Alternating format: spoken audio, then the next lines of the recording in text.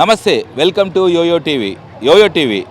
ఈ ఆంధ్రప్రదేశ్ ఎన్నికల్లో భాగంగా ఈ 2019 ఎన్నికల్లో రాష్ట్ర వ్యాప్తంగా పర్యటిస్తుంది. అందులో భాగంగా మనం ఇప్పుడు గుంటూరు జిల్లా బాపట్లకు వచ్చాము. బాపట్ల నియోజకవర్గ ప్రజలు ఏమనుకుంటున్నారు, ఈసారి ఎవరిని సీఎంగా చేయబోతున్నారు, ఎవరికి ఎమ్మెల్యేగా ఇక్కడ ఓట్లు వేయబోతున్నారు, ఈ ప్రజలు ఏమనుకుంటున్నారు తెలుసుకునే ప్రయత్నం మనం ఇప్పుడు చేద్దాం. సార్ నమస్తే అండి, మీ పేరేం పేరు? శేషాచలం ఆదిళ్ళ. శేషాచలం గారు, చెప్పండి, ఇప్పుడు ఎలక్షన్స్ ఎవరిని కోరుకుంటున్నారు మీరు ఈసారి ముఖ్యమంత్రిగా? చంద్రబాబు నాయుడు. ఎందుకని చంద్రబాబు నాయుడు? మాకు సంక్షేమ పథకాలు మొత్తం సగం ఆగిపోయింది. డెవలప్మెంట్ జరుగుతుంది. ఈసారి ఆయన వస్తే మిగతా డెవలప్మెంట్ శుభ్రంగా జరిగింది. మా ఏజీలో మేము కొత్త రాజధాని చూడగలుగుతాము. అది ఇంకా ఎవరు వచ్చినా కూడా 10 సంవత్సరాలు 15 సంవత్సరాలు పట్టింది. మా వయసు వాళ్ళు ఉంటారో అప్పటికి. అది అంటే మీరు వయసులో ఉన్నప్పుడే, మీరు అంటే చాలా సీనియర్స్ కాబట్టి మీ వయసులో ఉన్నప్పుడే రాజధానిని చూడాలని మీరు అనుకుంటున్నారు కాబట్టి చంద్రబాబు నాయుడు రావాలని అనుకుంటున్నారు. సరే, మరి జగన్ కూడా ఒక అవకాశం అడుగుతుంది. అతను వచ్చేటప్పటికి కొత్త గవర్నమెంట్ ఫామ్ చేస్తే సిట్టింగ్ వచ్చి కూర్చున్నాడు అనుకోండి, నా అభిప్రాయం ఏంటంటే ఆయనకు ఒక 5 years పట్టచ్చు, 7 years పట్టచ్చు. మొత్తం సెట్టింగ్ అయ్యేటప్పటికి పాత అన్నీ తీసుకొచ్చినాయి మళ్ళీ డెవలప్ ఎట్లా వీళ్ళు అనేటప్పటికి ఒక 5 సంవత్సరాలు వెనక్కిపోయింది, లేట్ అయ్యింది. అట్లా అవ్వకూడదని. సరే సార్, ఈ 2019 ఎలక్షన్స్ 2014 కన్నా చాలా టఫ్గా ఉండబోతున్నాయి. సరే, ఈ జగన్ ఒకవైపు, పవన్ కళ్యాణ్ ఒకవైపు, చంద్రబాబు నాయుడు, అంటే ఈ రాష్ట్రంలో అంటే ఈ 5 సంవత్సరాల నుంచి చంద్రబాబు నాయుడు చేసిన అభివృద్ధి ఎలా అనిపిస్తుంది? చాలా బాగా అనిపిస్తుంది. ఈ 5 సంవత్సరాల్లో కొత్త రాష్ట్రం ఎదుగుపోయిన తర్వాత ఇప్పుడు వచ్చిన తర్వాత జరుగుతున్న అభివృద్ధి చాలా గొప్పగా ఉంది. ఇంకా ఇదివరకు ఉమ్మడి రాష్ట్రంగా ఉన్నప్పుడు అది వేరేది. ఇప్పుడు మా రాష్ట్రం మాకు వచ్చింది, ఇంకా ఇప్పుడు జరుగుతుంది, రేపు జరిగిద్ది. అది మా ఖచ్చితంగా, అది మా అభిప్రాయం. ఈ 5 సంవత్సరాల్లో చంద్రబాబు నాయుడు చేసిన ఈ అభివృద్ధి కావచ్చు, సంక్షేమ ఫలాలు ఎలా అనిపించినాయి? చాలా బాగుంది. అందరికీ అందుతున్నాయి? అందరికీ అందుతుంది. 90% అందుతుంది. కొంత ఇప్పుడు వేసాడు, రేపు మిగతాది అమౌంట్ రావచ్చు. అటు రైతులకు కానీ, చదువుకున్న కుర్రోళ్ళకి కానీ, పెన్షన్ వాళ్ళకి కానీ, వితంతువులకు కానీ, ఇవన్నీ ఉండవు. చాలా బాగుంటుంది.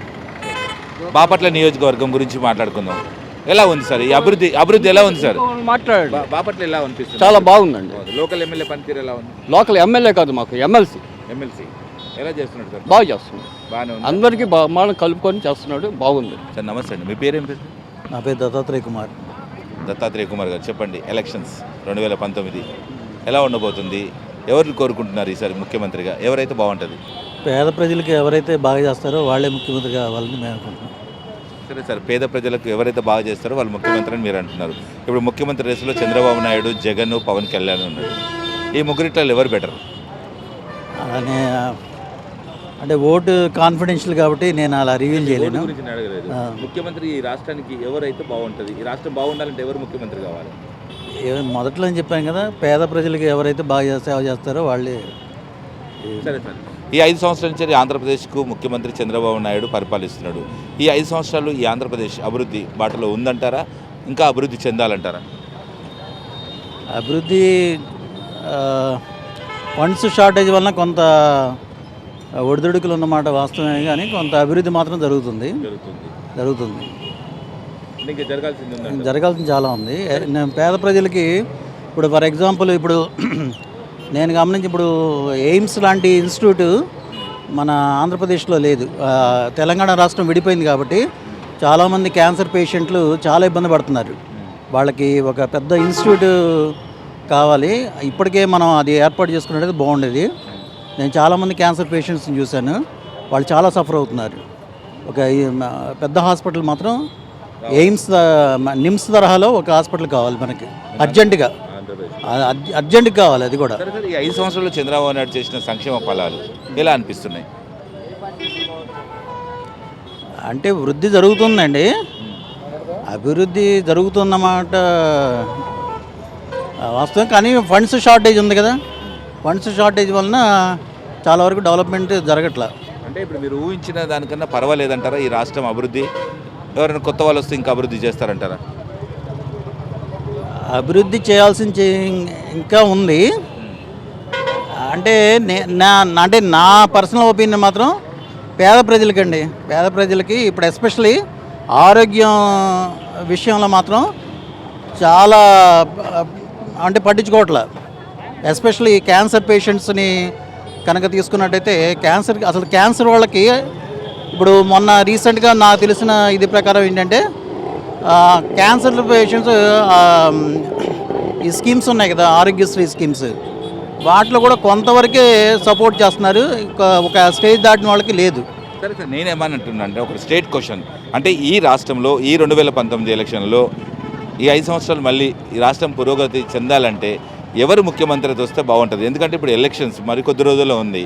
మీరు అంటే ఒక ఓటర్గా మీరేం కోరుకుంటున్నారు? పలానా వ్యక్తి సీఎం అయితే ఈ రాష్ట్రం బాగుంటుంది అనే విషయంలో మీరు ఎవరిని కోరుకుంటున్నారు? మీ ఓటు ఎవరికి వేస్తారో నాకు వద్దు, ఎవరైతే బాగుంటుందని నేను అనుకుంటున్నాను. ఎవరైతే బాగుంటారో అవినీతి రహితంగా ఎవరైతే ఉంటారో వాళ్ళు ఉంటే బాగుంటుంది. హాయ్ అమ్మా, ఏం పేరు నీ పేరు? లావణ్య. లావణ్య గారు, చెప్పండి ఇప్పుడు ఏం చదువుతున్నారు మీరు? నేను ఇంటర్ అయిపోయింది, ఎంసెట్ కోచింగ్ తీసుకున్నాను. ఎంసెట్ కోచింగ్ తీసుకున్నారు. స్టూడెంట్గా చెప్పమ్మా, ఎలక్షన్స్ ఉన్నాయి ఇప్పుడు. 2014లో ఆంధ్రప్రదేశ్ రాష్ట్రానికి ముఖ్యమంత్రి చంద్రబాబు నాయుడు. ఎలా ఉంది అభివృద్ధి? ఈ 2019లో మీరు ఎవరిని సీఎంగా కావాలని కోరుకుంటున్నారు? మేమైతే చంద్రబాబునే కోరుకుంటున్నాం. ఎందుకని? ఎందుకంటే సగం ఆయన పూర్తి చేశాడు, మిగతా సగం వేరే వాళ్ళ చేతిలో వెళ్తే వాళ్ళు సగం చేస్తారు, మళ్ళీ సగం ఈయనైతే ఫుల్గా చేసేస్తాడు కదా, అప్పుడు సగం అభివృద్ధి సగం లాక్కుండా ఇండియా ఇంకా అభివృద్ధి అవుద్ది. కాబట్టి మేము చంద్రబాబుకే. సరే అమ్మా, ఇప్పుడు అభివృద్ధి చెందిందని మీరు అనుకుంటున్నారు కదా, ఈ 5 సంవత్సరాల్లో ఏం అభివృద్ధి చెందింది? ఏమేమి పనులు చేశాడు? రోడ్లే వేయించారు, లైట్లే వేయించారు, కరెంట్ లేకుండా చూస్తున్నారు, పొలాలకి సహాయం చేస్తున్నాడు, డ్వాక్రా మాఫీ చేశాడు. ఇంకా ఏం కావాలండి? మీ స్టూడెంట్గా, ఒక స్టూడెంట్గా చెప్పు, నీకేం చేశాడు? మాకు స్కాలర్షిప్స్ ఇచ్చారు, మంచి స్టూడెంట్ మామూలు ఎంసెట్లో మాకు ఇంకా చాలా ఇచ్చారు. టోటల్గా ఈ 5 ఇయర్స్లో ఈ రాష్ట్రం బాగుందంటారా మీరు? ఎస్. Okay, right. ఈ 2019 ఎలక్షన్స్లో జగన్ ఒకవైపు, పవన్ కళ్యాణ్ ఒకవైపు వస్తున్నాడు, మాకు కూడా ఒక అవకాశం ఇవ్వమని. ఎలా ఉండబోతుంది? వాళ్ళకి అవకాశం ఇచ్చే అవకాశం ఉందా మీరు? లేదండి. ఎందుకని? ఎందుకంటే జగన్ తెలిసిందేగా, ఆయన ప్రతిపక్షం వస్తాడేమో కానీ లీడర్షిప్కి అయితే రాడండి. డౌటే లేదండి. డౌటే లేదు. పవన్ కళ్యాణ్ పరిస్థితి ఏంటి? పవన్ కళ్యాణ్ అయితే సగం ఉన్నాడు అంతే. సరే అమ్మా, మీరు బాపట్ల ఒక నియోజకవర్గ ఓటర్, మీరు చెప్పమ్మా, ఈసారి నువ్వు మద్దతు ఇస్తే ఇక్కడ ఎవరిని ఎమ్మెల్యే చేయబోతున్నావు? సీఎంగా ఎవరిని కూర్చోబెట్టబోతున్నావు? అన్నం సతీష్ ప్రకాష్. ఏ పార్టీ? టీడీపీ. రాష్ట్రంలో ముఖ్యమంత్రి పీఠం మీద ఎవరు కూర్చోవాలి? చంద్రబాబే. పక్కా. No doubt. రైట్. ఓకే అమ్మ, నీ పేరేం పేరమ్మా? వాణిశ్రీ. చెప్పమ్మా, నువ్వు ఒక స్టూడెంట్గా చెప్పు, ఈ 2014లో జరిగిన ఎలక్షన్స్లో 5 సంవత్సరాలు అయిపోయింది, కొత్త రాష్ట్రానికి ముఖ్యమంత్రి చంద్రబాబు నాయుడు పరిపాలించాడు. 2019 ఈ ఎలక్షన్స్ చాలా టైట్గా ఉండబోతున్నాయి.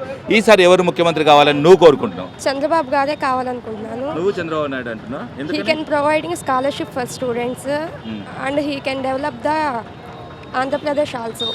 He constructing Amravati. He can give more job opportunities for people who complete the education.